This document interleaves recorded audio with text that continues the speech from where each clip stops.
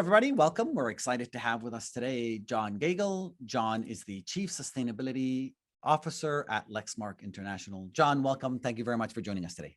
Thank you, Amrou. We'll start kind of with one of the tougher questions out there. So, John, how do you define sustainability? A lot of people, so it's a really broad subject, can have a lot of nuances, and a lot of people have kind of difficulty in defining it. So to you, what does the word business sustainability mean? Yeah, it's a great question, Amrou. For us, you always have the classic definitions that have been around a long time, obviously since the Brundtland Commission, things like that. But what I really define it as is all the things that we're doing to lessen our impact on the environment, right? And that has very broad implications across the business. So when you think about how you would apply the original intent of even the Brundtland Commission, how do you take care of what you need to do while making sure the future generations have what they need? It's a very involved process, and really for us, it's everything that we're doing as a manufacturer, as a research and development organization, as a supplier, as a company that creates logistics, needs logistics help around the world. What are we doing in each of those spaces to lessen our impact as much as possible? So that's really how we look at sustainability. We take as broad a view as we can, starting at the very beginning of the design phase all the way through to the end of life. We've been very big around circular economy, even before circular economy was a phrase. Well over 2 decades of experience in circular economy and really a true closed loop approach to it in some areas of our business. So that's how we define it. Of course, the definition is always growing because our position here is that while we have a lot of activities and we've accomplished a lot of things, we're never done. We all have things we need to work on. We all have things we need to get better at. And certainly that's the view that we take here at Lexmark, is we're always trying to get better. Perfect. So you mentioned Lexmark and kind of what you folks do. Do you mind telling us a little bit more about the organization and the impact it has overall? Yeah, sure. So we're a global printer manufacturer. We manufacture printers and the associated supplies, laser supplies. We also have software solutions and some other things we're doing through our Lexmark Ventures organization. But essentially, that's our niche. That's what we're doing. Like I said, we are global. I think we're in about 170 different countries. We sell our products through large enterprise, managed print services, large multinationals, but also through channel sales. So we've been doing it for a long time. We originally spun off of IBM over 30 years ago. And we've been in the printer manufacturing and associated supplies business since then. So we do have a global footprint. We have manufacturing facilities in different parts of the world and partner manufacturing and recycling centers around the world, and research and development centers also globally. So I think hopefully everybody's seen the product, so they can kind of understand a laser printer and kind of the toner, and kind of, I love how you talked about the R&D and the other associated products, but your role is Chief Sustainability Officer, and how does that relate to the making and distribution of laser printers and laser toners? I mean, what do you do on a day-to-day basis, and more strategically as CSO for Lexmark? Yeah, it's a good question, Amrou. So really what I mentioned earlier, when you start at the design phase, so our group, we actually sit and have for the last few years sit in a research and development organization and function. Recently been reorganized into what we call product delivery. But a lot of the decisions you make that really can impact sustainability or circular economy initiatives in a positive way have to be made at the design stage, right? So the very beginning of how we're going to make our products, what we're going to make them out of, how long are we designing them to last, what sort of things are we going to do for remanufacturing, refurbishment, end of life, when we have to materially take them apart? Are we choosing materials at a molecular level or elemental level that we can recycle? So those decisions have to be made early on, right? So we're really looking at things in a full life cycle. So my role within the business is to help guide that process, to help guide those decisions. We have a lot of regulations now on the earth, right? If you look globally, there's a lot of just requirements that you have to make a product, to put a product on the market for sale. You have materials issues, you have materials requirements, what can be in it, what can't be in it, how you move it from point A to point B, different characteristics, features, and functions that you can have in one country versus another. So all those things at some point do interrelate into what we do around sustainability. So for my role, I set the strategy. I look where we're going now. What are we doing now? Where do we need to do? Where do we need to be in 5 years, in 10 years, in 15 years? And then how do we design our products to be as efficient and as sustainable as possible? And that we look at each step of the life cycle, right? So, and that really leads to another interesting piece. If you look at this from a business perspective, there are a lot of advantages to addressing sustainability in this way, because you're going to, especially as a manufacturer, you're going to realize opportunities within your manufacturing process to reduce waste, to increase efficiency, to extend life, to extend the use of materials that you're, say a raw material resin that you buy once, but now because you have the ability to reuse that resin, and we're talking about after you have to demanufacture something, can you pull that resin back out? Can you repelletize like a plastic or something like that and reuse it again? So all those types of things, in my role, that's what I'm involved in within Lexmark. And then also putting the whole story together, creating, I have a small team that does great work on creating our annual sustainability and social responsibility reports. So we put all this information together. We help with sales and marketing engagements. We work directly with customers because there's a lot of partnering going on in this space now. And we work across all areas of the business. So there's not one part of the business that we're not involved with.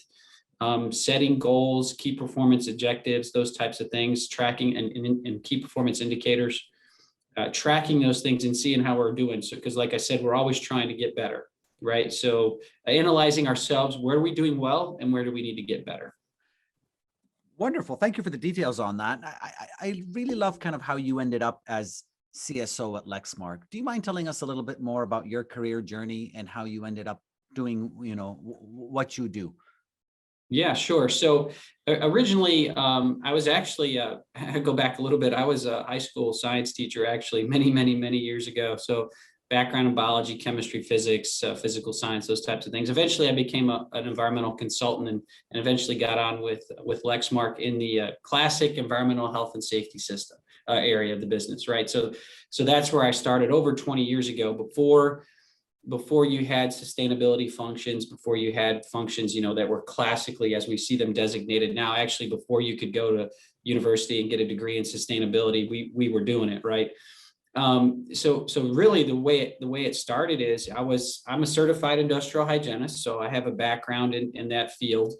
And what happened is my boss came into my office one day at the time, this over 20 years ago, and said, John, we're seeing a lot about social responsibility. We're starting to see it in this concept of sustainability. Can you take a look at this for me and see what we can do? That's literally how this started. And so just started digging in. Like I said, my background's in biology, chemistry, and it fit well. It fit well with my background. I had been in a lot of manufacturing environments as a consultant. So having a knowledge of the sciences was really helpful. And we just started from there and started working at it. And, over 20 years later, here we are. So John, you mentioned, so it's clear Lexmark sees value in sustainability. They try and apply it in different ways or different times or different elements, I guess, right? R&D, manufacturing, decommission of product. How did they recognize that this was important? I mean, you mentioned 20 years ago, your boss came to you and said, let's get involved in sustainability. What was what was the trigger, I guess, that started this? That's a good question. I think there's two things we had an inherent desire and proof that we were an environmentally conscious company at the time. So if you go back 20 plus years, part of our culture as a company was we were focused on making sure we were good stewards of the earth, right? Good stewards of the planet, good stewards of the community in which we live and work. That was something we were already very focused on. So we were always looking to make sure that we were doing those things.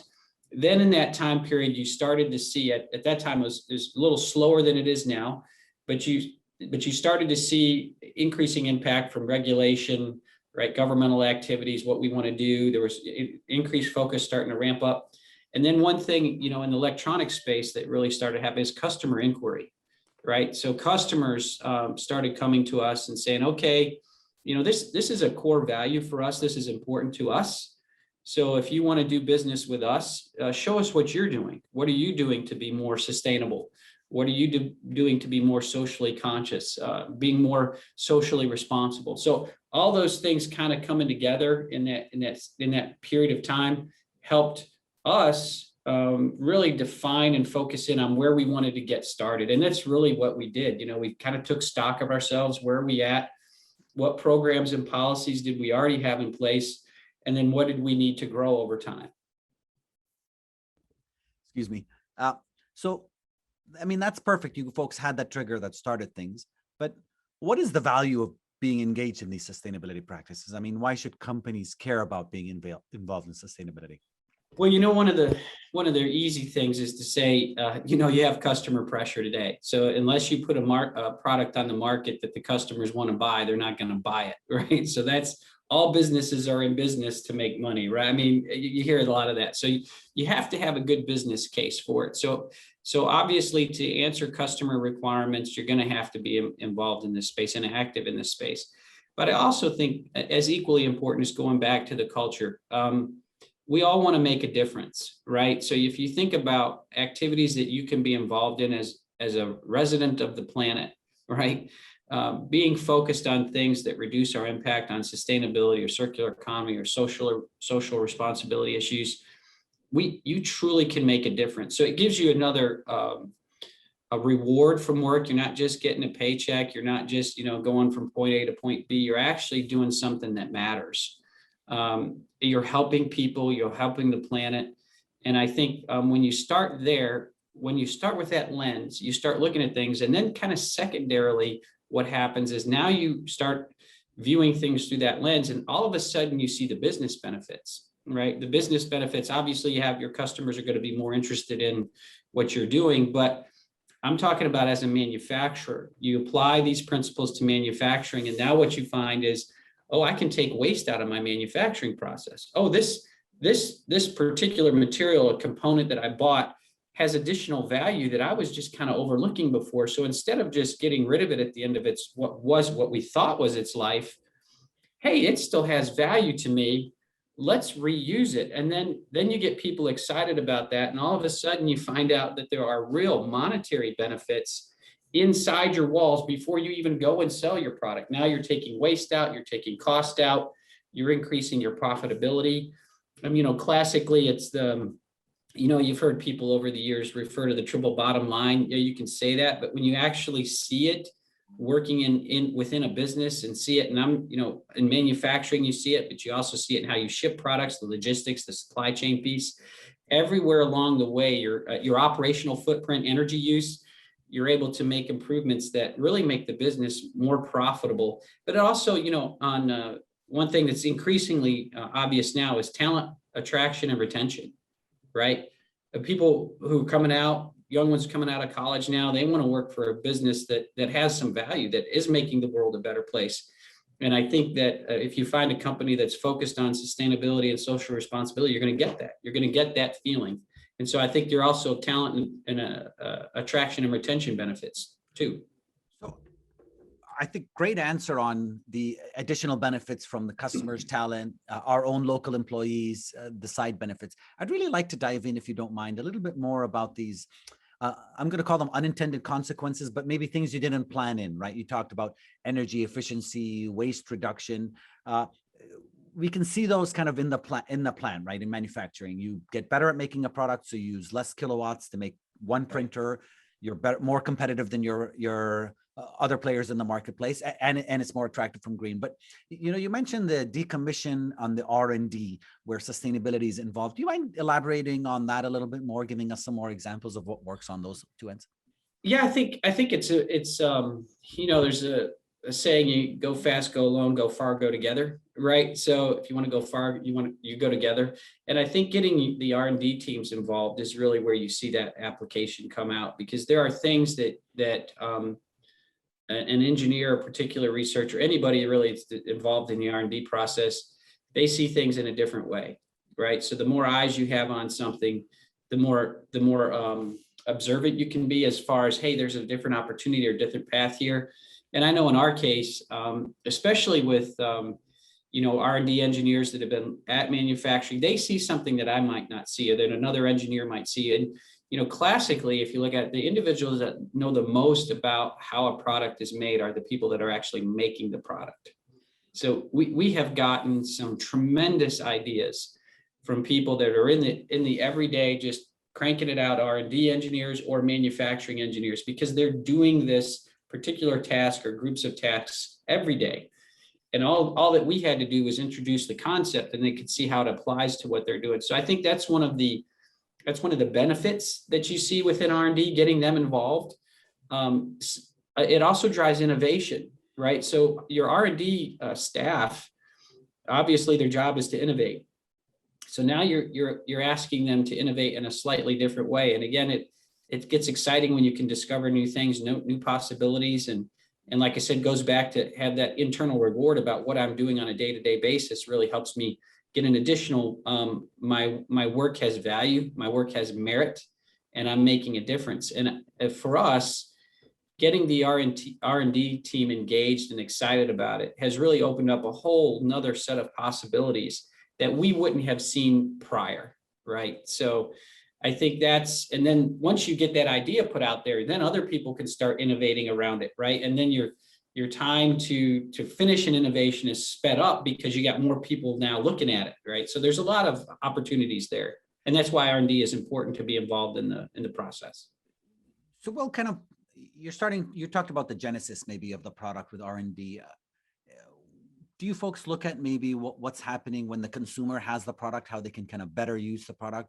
Absolutely. Or better impact the environment? Do you mind giving us a few examples? Yeah. On that? So one of the things that, in the last few years that we've done is that we have a lot of sensors in our devices. So we can tell, actually predictive analytics, artificial intelligence, AI, all the different things that you hear a lot of people, the Internet of Things, a lot of people talking about. So because we're designing our printers to be smart and our cartridges to be smart, there are things that we can see even before the customer sees them. There's a lot of opportunity for us to do remote fixes so that we might see, there might be an indicator that, for example, there's a particular part that might be wearing, or maybe there's a firmware update that's needed. We're able to see that remotely. So instead of dispensing a service technician, we can fix that automatically. So, then what you do is you take that and say, okay, now I saved a trip in a vehicle. I saved a technician for traveling out. I didn't interrupt the customer's business, all because we're focused on we want to design a product that can last a long time. So our devices are designed to last 7 years or longer, and we want to have the ability to remote fix it, right, as much as possible. So you design that into the product from the beginning, and it allows you to cut a lot of the potential impacts out when the customer actually has it. Then the other thing we're looking at is, we know usage patterns, we know life expectancies of our products. So we can see one of the things, hey, this device still has a long life. This device is underutilized. And one of the things that through our managed print services engagements, one of the things we'll do is encourage our customers to put the right device in the right location, right? So it used to be when you go into office setting, everybody had a printer on your desk. You don't really need that.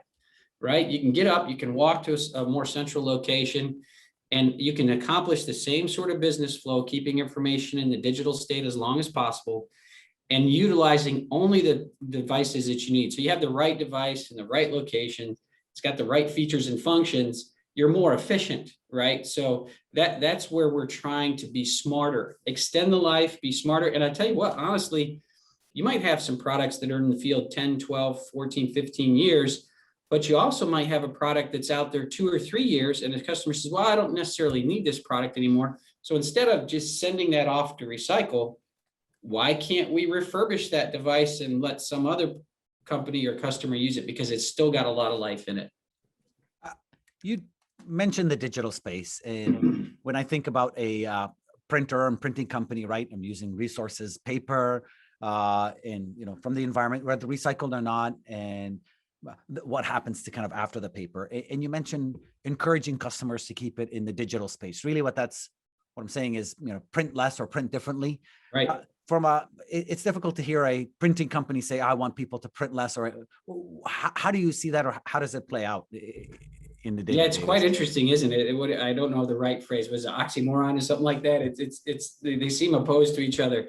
Yeah, but actually that's what we're trying to do is, because information moves in a digital state, right? There's always going to be a need for print, but we all have to recognize that the print environment, the amount of pages that are printing is decreasing, right? I mean, yeah, I'm a little bit older, right? So I've grown up in an age where it was all paper, and now it's mostly this, right? So you're in the transition. So how do we fit in that space as a company? How do we adjust to what our customers are requiring? And, with the ability to communicate globally and within real time, the printer actually becomes a hub, right? So you have these features and designs built in it. So keeping that information in the digital state as long as possible allows you to effectively answer what your customer is asking you to do, right? Help them communicate, right? But then when they do need to print it as a sustainable manner as possible. So then you're talking about features that are built into the device, like duplex printing or Energy Star, low emissions. Are you meeting Blue Angel characteristics for us in electronic space? There are other guidelines and certifications that you can achieve. So moving that information, but when you do print in as a sustainable manner as possible.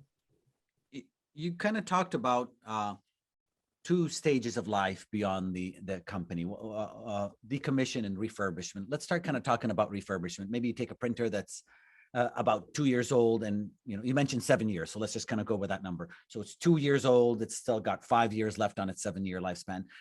How do you go about doing that and explain to customers that there's still 5 good years, buy a refurbished model? Yeah, that's a great question, because we've talked about doing that for a long time, and I would say probably 5, maybe 6 years ago, customers weren't quite ready for that. It was very few customers that would say, "Oh, I would love to have a printer that its life expectancy is 7 years. I know it's been used for 2. I want a brand new printer," right? Well, the world is changing, and what we're seeing is changing. Now, there's so much of a focus on circular economy, longer life, sustainability, climate change, reducing our impact. But now you have customers saying, "Hey, do you have a refurbished device? Do you have a device that's just as good as new?" It's like one of the certified used cars, right? You can go to any of the large car dealers globally, and they'll give you a certified used car. That means it meets all their original engineering specs. It's going to work fine, but you get a discount, right? Because it's used. It's similar in approach in this case, that you're going to get a device that meets all our original specifications, meets the criteria of the customer, but it's not brand new, right? So that's how it works. Talking kind of now about shifting to decommissioning and end of life. So I know we have some Lexmark printers at work, and maybe there's a different Right. one at home. And if you think of maybe the manufacturer of the printer itself, we talk a lot about toner cartridges or printer cartridges, and maybe there's a lot of after sales or non OEM providers that get involved. So how do you operate in that space when you've have other people that or other competitors, potential competitors, sub-suppliers that want to decommission your product, but you still want to be involved in that because there's value that you can extract out of the device itself? Yeah, it's really a little bit, it's not a one size fits all approach when you're working with the customers, depending on the requirements of a particular customer. That particular customer, like say if I took a printer, for example, the printer at end of life, because a lot of them have the ability to store information, right? They have hard drives in them. So a particular customer say, okay, at its end of life, when actually we're not going to use it anymore, we want to see the hard drive pulled, and we want to see that hard drive shredded to make sure that we have no information issues, security issues, those types of things. We have other customers that will say, you just take care of it. Just, send me a certificate when it's been ground up and recycled. We have other customers that say, what are you going to do with it? Are you going to pull parts for service parts, different things? So we have multiple pathways that a device can take at end of life. But you touched on something, Amrou, that I want to highlight. What we're trying to do is when you look at a device that has, let's just say it's going to leave the original customer's location. It's going to leave. So we look at that device and say, okay, what value is still inherently in that device?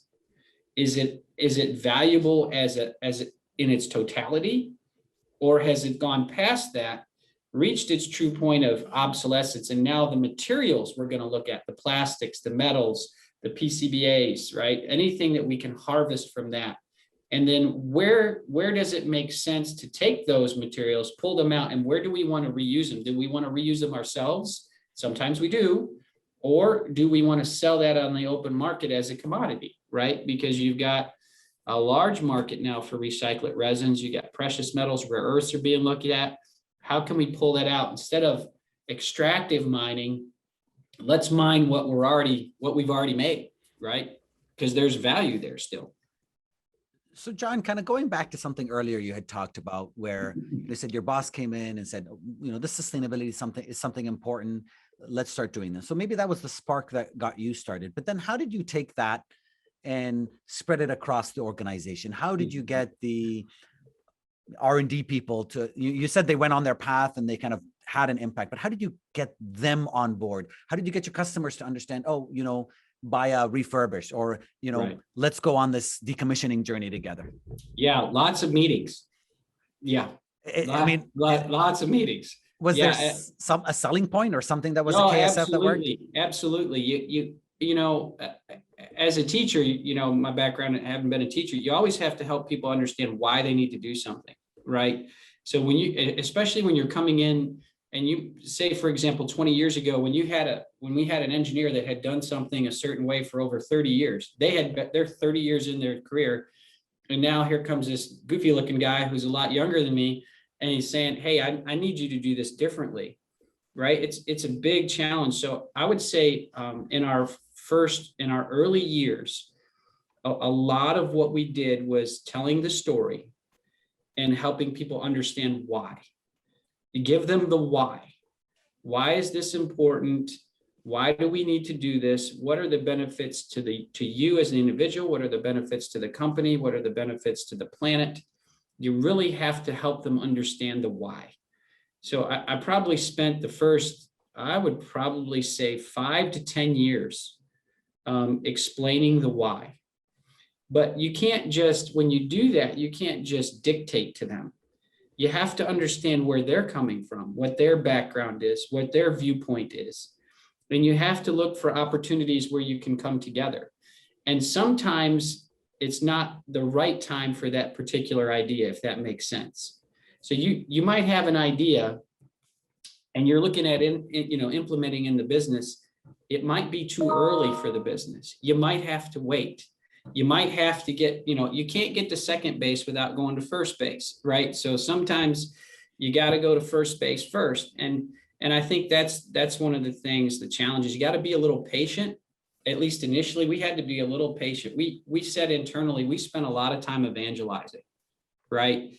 And you have to learn how, even young students coming out today, you have to understand how to speak the language of business, right? Understand how to have the business discussion. What is the business case for sustainability?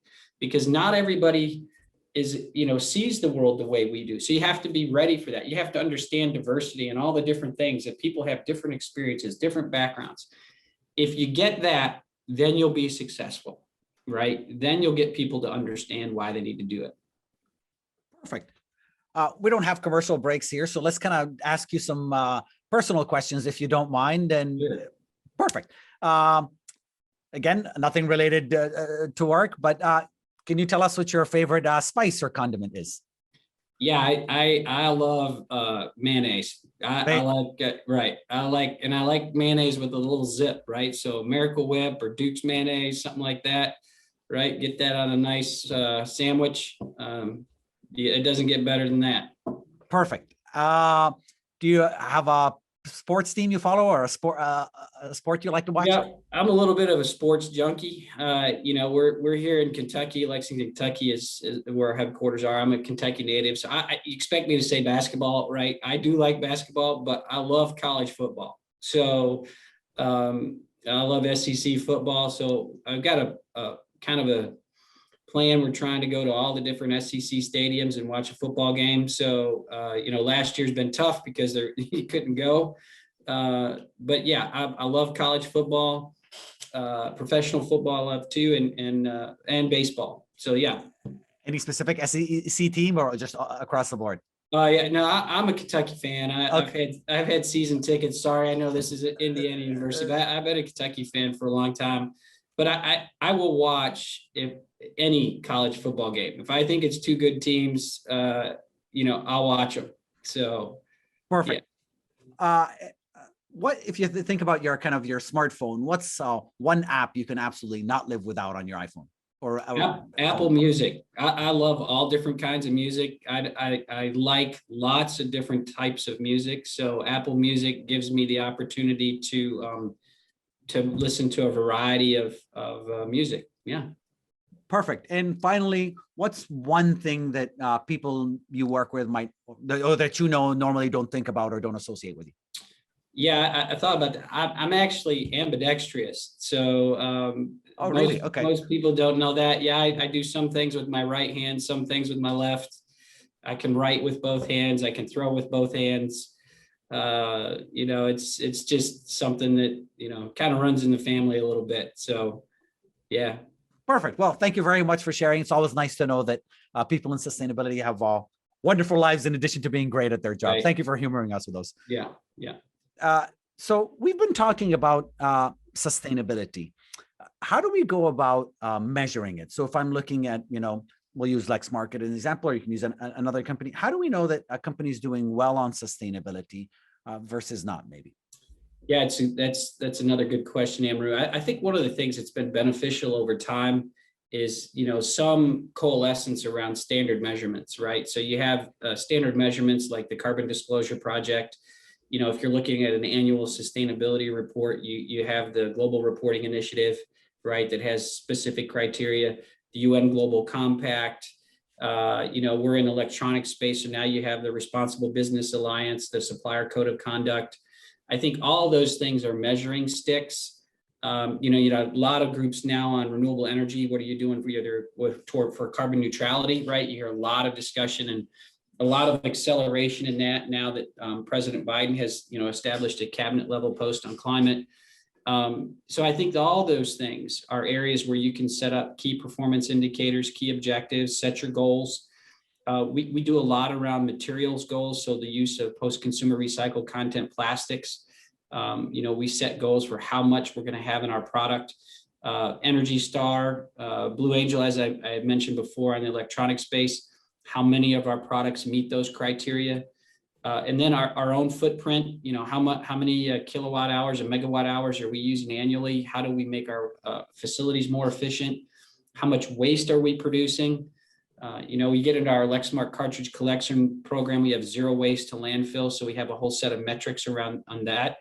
So there's a lot of metrics that you can establish. The only caution I would put here is they have to be meaningful, right? Sometimes you can get an analysis paralysis because you have so much data, right? So you have to make sure that the data you're acquiring is actually meaningful and that your key performance indicators and goals are actually actionable. They should be stretch goals. You should try to get better, but they also have to be realistic and actionable and not fake. So that's something that we're always focused on. So depending on what criteria we need to meet, we'll have a set of goals that are tied to it.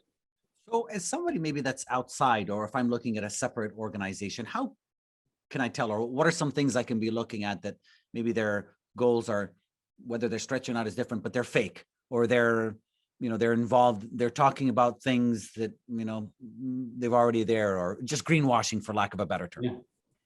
Yeah, I think that's something that we're always very conscious of, because you look at just outside of people in general now, they're very well aware of the importance of being focused on sustainability, climate issues, right? The planet knows we have a large challenge in front of us. So when you have all of human society focused on a particular challenge, the knowledge that's going to be gained, the inquiry that's going to be there opens up everyone, regardless of what industry, regardless of where you're at, to inspection, right? Okay, what are you doing? And when you have an educated group of people asking questions, you're going to get smart questions. So you can't fake it. Sooner or later, you're going to be found out. And I will, if you do greenwashing, you're going to get found out.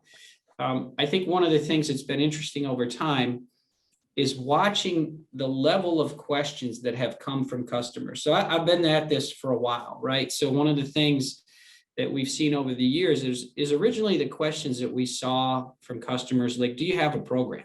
Do you have a sustainability program? Do you use ISO management systems, right?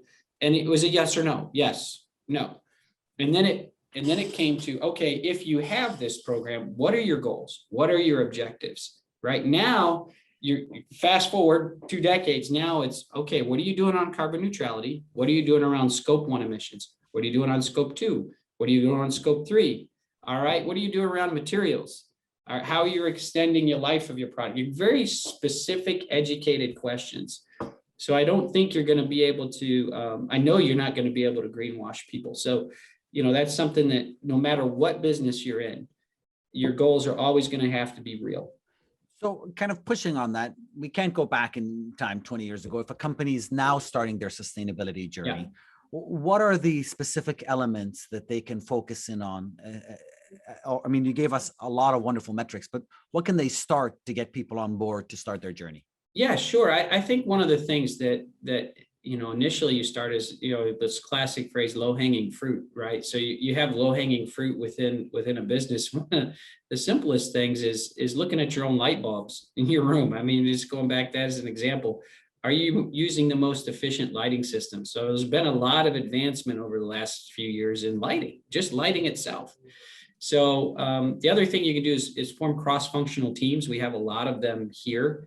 You can open it up. People have passion around this outside of work, right? So how do you take that passion and give them an outlet that's tied to your business? So I think the formation of cross-functional teams, network groups within the business, all those things can get people excited about it.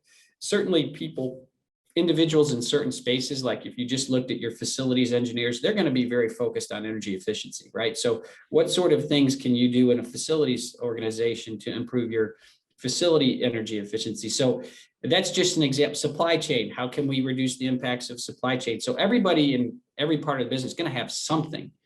And what you just want to do is tap into that interest, tap into that need, and then you're gonna get there. You're gonna get the initial ideas. You're gonna get the low hanging fruit. You're gonna change your light bulbs, but then one day you'll go from light bulbs to, hey, we're gonna put a solar array in, right? So I mean, it's that kind of process, right? So kind of building on that, so the low hanging fruit, it's easy to see the cost implications, right? Organization maybe that has incandescent bulbs switching to LEDs, they can see they save, so many kilowatt hours in their facility at the end of the day that has a dollar value to it.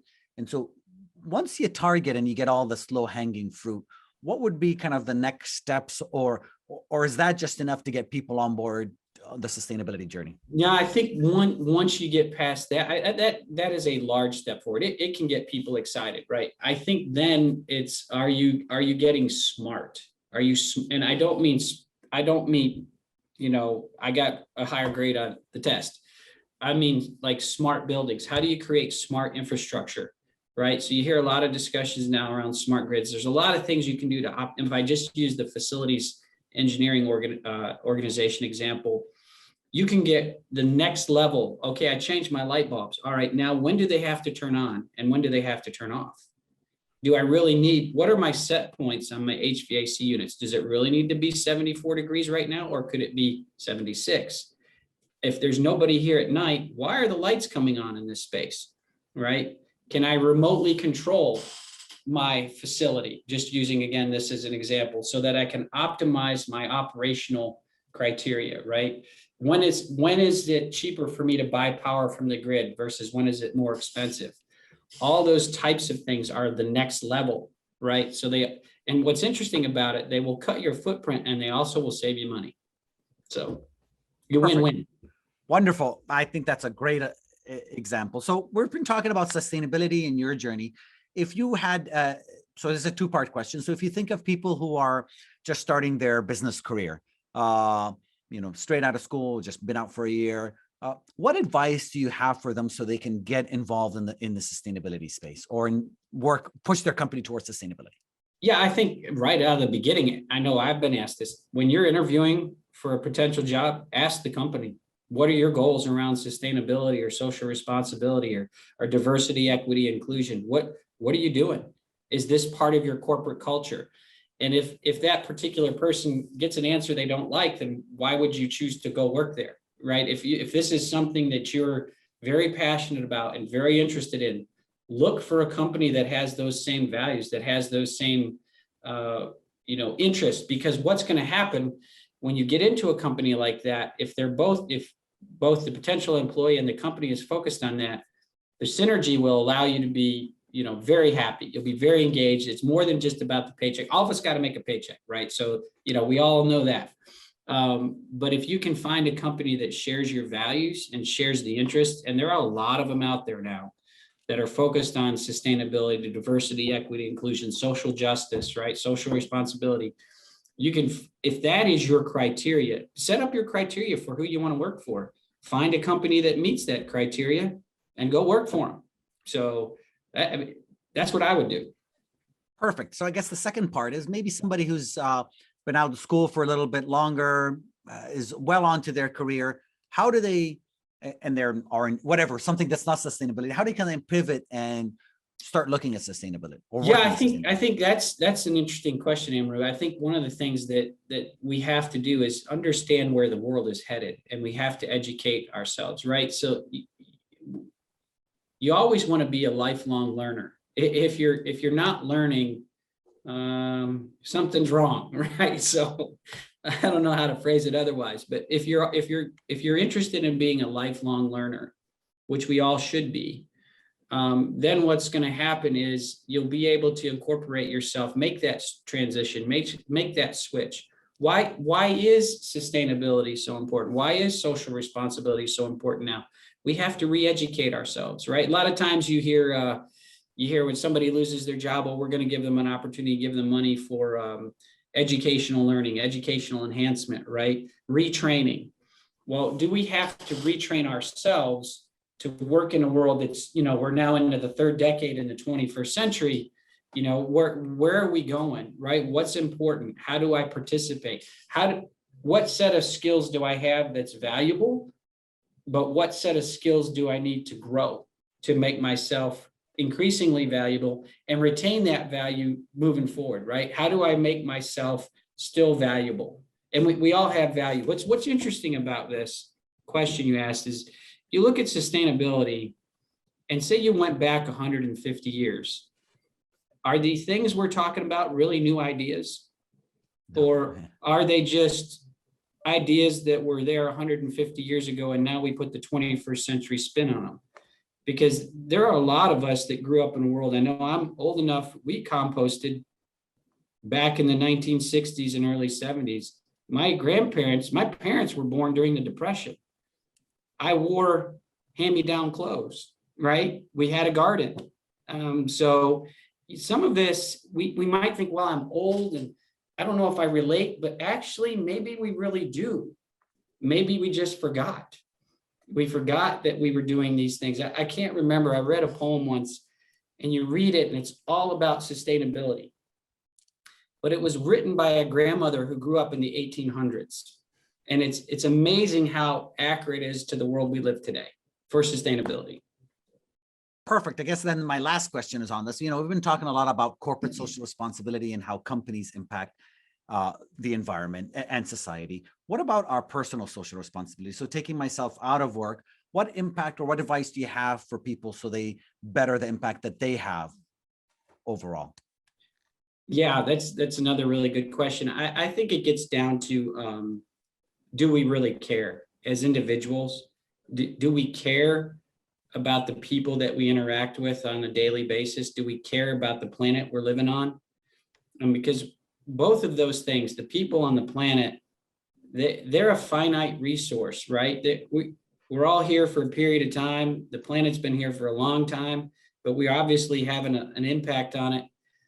But do we really care about both? If we care about both, then we'll probably make decisions that benefit not only them, but also us, right? And I think it really gets down to that. We're all equals. We all have the same problems. We all have the same challenges. We're all mortal, right? We all have the things we we have to deal with on a daily basis.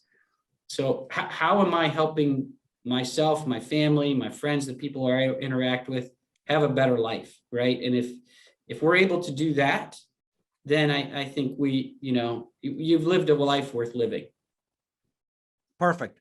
John, I want to thank you very much for taking time out of your busy schedule. You gave us a lot of wonderful information, lots of great nuggets there. Is there any other parting thoughts you'd like to leave us with? No, I would just say, I'm excited to see the expansion of sustainability, the focus on social issues. It's great to see the kind of, I don't want to say tsunami, but it almost kind of is, just seeing the great increase in interest in, being a university professor, Amrou, having people in your class, students in your classes, young and old, to see their excitement and interest in this field is very rewarding. So it does make a difference. Get involved where you can, enjoy it, apply yourself. It can be hard work, but it's very rewarding work. And so for everybody that's looking to get into this field, I would highly encourage you to do it, because you'll be really happy that you did. Wonderful. Thank you very much again for your time. Yeah, you're welcome.